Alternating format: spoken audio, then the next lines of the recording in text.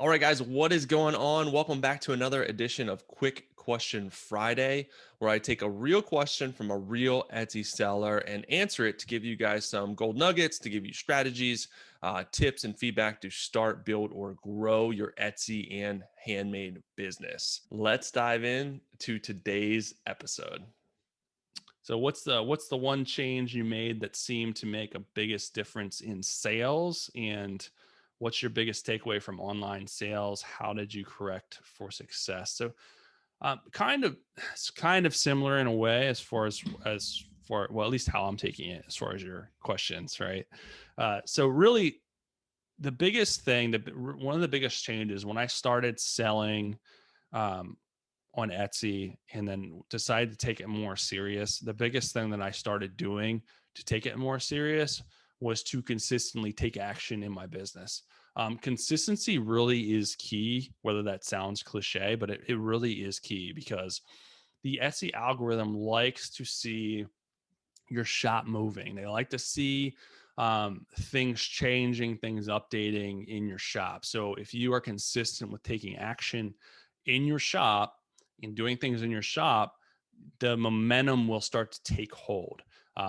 Usually, that means adding new products, testing out new keywords, running, trying to run sales, offering coupon codes, just doing different things in your shop each week. So consistency really is key. So think about one or two items, action items. We're not talking about goal items because that's where people get tripped up too. They say, well, I want to make, $40,000 on Etsy this year.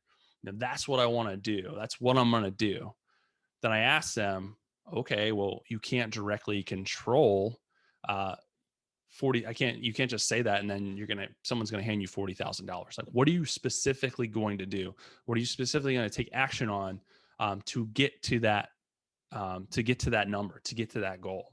And that's what frustrates new sellers a lot too. They start their shop, they do, they put up some listings and then nothing happens and they get frustrated.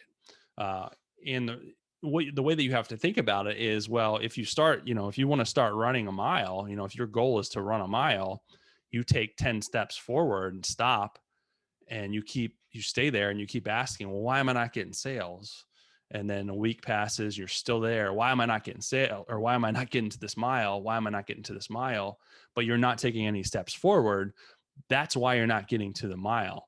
You have to take the actions, the steps to get to your goals, to get to that mile. And then once you get there, then you come up with a new goal, a new action plan to get there. So really it comes down to consistency and not trying to think of all the things. There's a lot of things, a lot of shiny objects. We as entrepreneurs fall into that. I still fall into that. It's like trying to do this and this and this and social media and all this stuff and it takes us away from the actual action items, the one or two things that are the most important at the time that we need to focus on every week in our business.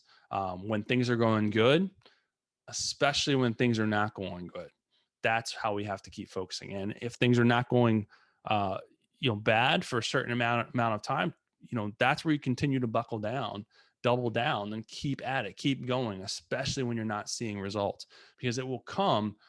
People don't stay the course and they fall off the wagon and never come back. And that really is what I see. That's kind of heartbreaking to me, just because I know that they could get there. You just have to keep going. And it's really hard. It's hard to stay motivated when you're not seeing direct results. But if you're thinking about it in terms of action items and you're completing those action items each week, you should be proud of yourself. Give yourself a pat on the back. That is a win. Yeah, you didn't get the sales that you wanted that week, but you got what you needed to accomplish as far as your action items done that week. Eventually that will get you to the sales. So it's delayed gratification. That's the hardest part of selling online, period. It's not instant, it's not magic. And that's the hardest thing they really get people's heads around. And you see the success stories, you know, I, you see the people doing really well. I've done really well on Etsy, but you see that, but you don't see all the stuff, all the hours that I spent working on my shop during lunch break, in the corporate world. When people are like, hey, let's go to lunch, I'm like, no, I'm doing stuff. So all the hours after work that I would come home and work on my business, that's the stuff that you don't see. And I think that's what really frustrates people, is because they think, well, this person is making 6 figures on Etsy, why can't I do it? It seems so easy. Well, you don't see that it really wasn't that easy. They did a lot of things over time to get them to that point. So that's really what I want to stress to you guys, is just stay the course, be consistent. And you'll get to where you want to be eventually, but it takes time. It is a lot of mindset type stuff. But that's kind of the biggest hurdle for new sellers, and people that have been selling for a while that really aren't seeing a lot of momentum in their business. It's like, just ask yourself, what did you do this week, this month to kind of move your business forward? Is there specific things that you did that you can point to, actions that you've taken, and that will hopefully kind of twist your mindset a little bit, so you can start working on those things and really get to where you want to be as far as your goals, in your Etsy, in your handmade business, and just in your business as whole. Because it's not, a lot of times as your business evolves, it's not all selling on Etsy. There's other things that kind of play into it. It's a whole, infrastructure. There's things that play into, email marketing and taxes and all that stuff that kind of play into your business together as a whole. So hopefully that answers you guys' question. Very long-winded, as is my way to answer questions sometimes. But a lot of times there's not a simple answer. It's a lot of different components that kind of play into it. So that's, I think it's important to just not make everything seem black and white, because it's not. There is gray area, and there's other things at play. So, all right, guys, that is all I got for today. If you guys need more help with your Etsy business, specifically SEO, search engine optimization, I would love to give you a free copy of my newest book, Etsy SEO Revealed.